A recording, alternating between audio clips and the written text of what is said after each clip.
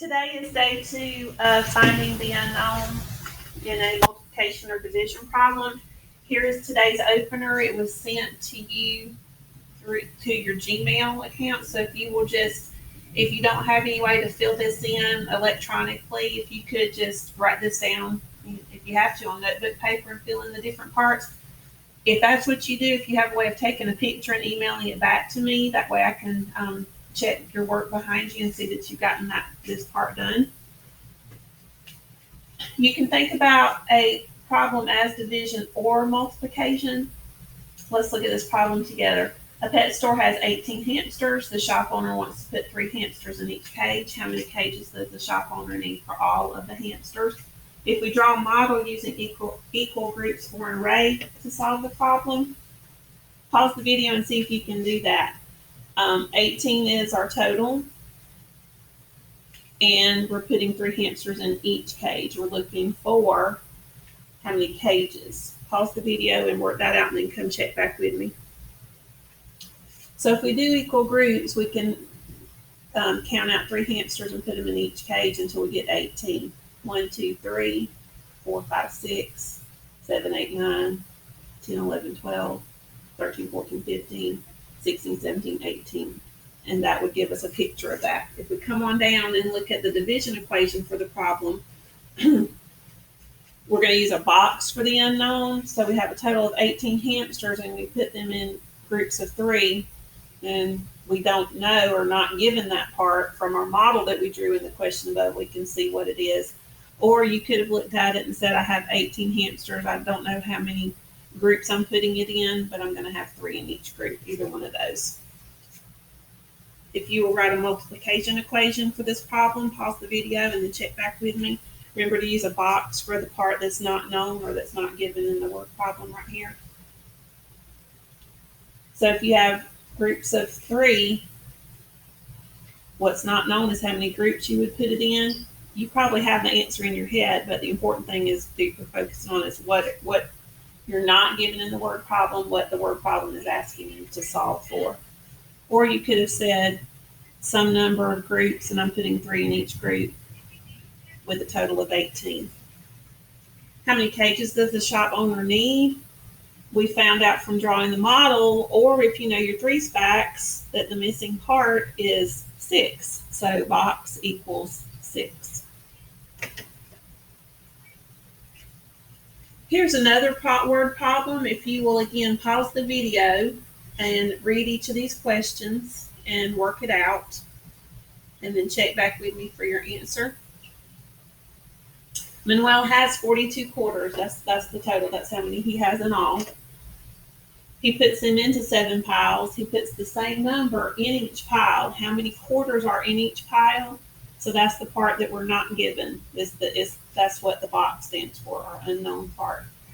If we write a division equation for the problem, 42 quarters put into 7 piles means I'm going to make how many piles? That part wasn't given. Or you could look at it and say 42 quarters with, I don't know how many quarters are going to go in each pile, means I'm going to make 7 piles in all. A multiplication equation that you could make out of this word problem would be 7 times some number equals 42, or some number times 7 equals 42. If that's a fact that you don't have memorized, you would need to draw either equal groups or an array to get to the missing part, to find the unknown. And so we could draw an array making rows of 7, counting down and get until we get to 42. 1, 2, 3, 4, 5, 6, 7, 8, 9, 10, 11, 12, 13, 14, 15, 16, 17, 18, 19, 20, 21, 22, 23, 24, 25, 26, 27, 28, 29, 30, 31, 32, 33, 34, 35, 36, 37, 38, 39, 40, 41, 42. So you can then go back and see that you ended up putting 6 in each row. So the box unknown is equal to 6 in this equation also. If you know your facts, you can just quickly say that the unknown is 6. If we look at our answer to problem 6, explain how we knew what equation to write. So I went ahead and discussed that as I was building the equation. 42, your total, we talked about yesterday, is always going to be the beginning of a division sentence. The next number, a lot of times, represents your number of groups. And then the last number is how many goes into each group.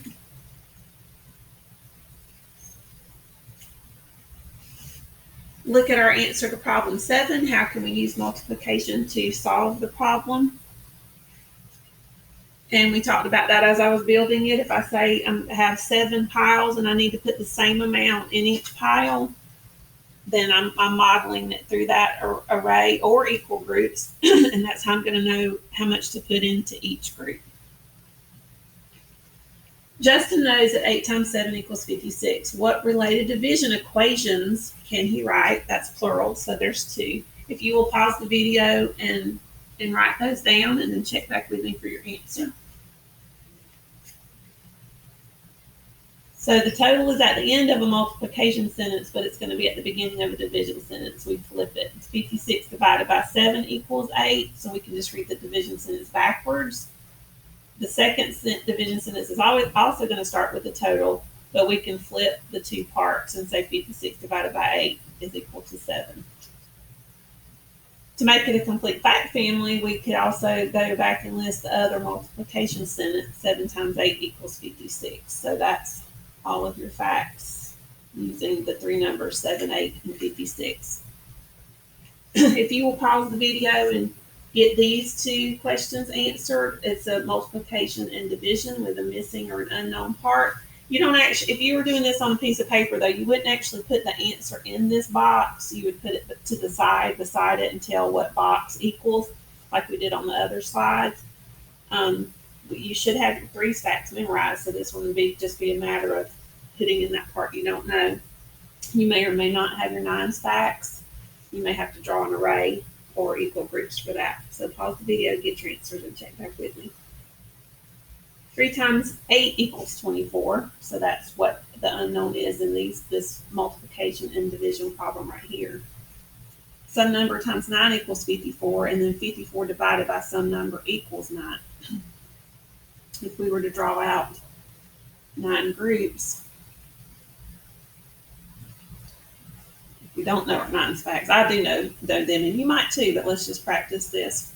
2, 3, 4, 5, 6, 7, 8, 9, 10, 11, 12, 13, 14, 15, 16, 17, 18, 19, 20, 21, 22, 23, 24, 25, 26, 27, 28, 29, 30, 31, 32, 33, 34, 35, 36, 37, 38, 39, 40, 41, 42, 43, 44, 45, 46, 47, 48, 49, 50, 51, 52, 53, 54. So once we get that all shared out equally, the total of 54 into 9 groups, you can see that there's 6 in each group. So unknown box equals 6. Here's the quick check. If you will get your answer to that and check back with me. Read it and solve it. What are the other members of the fact family that include the multiplication fact 2 times 8 equals 16? So you're looking for number sentences that all have these 3 numbers, 2, 8, and 16. And we can see that it is A. That is it for today's lesson. If you will now go complete the math practice pages 43 and 44 that were sent to your Gmail. Let me know if you have any questions.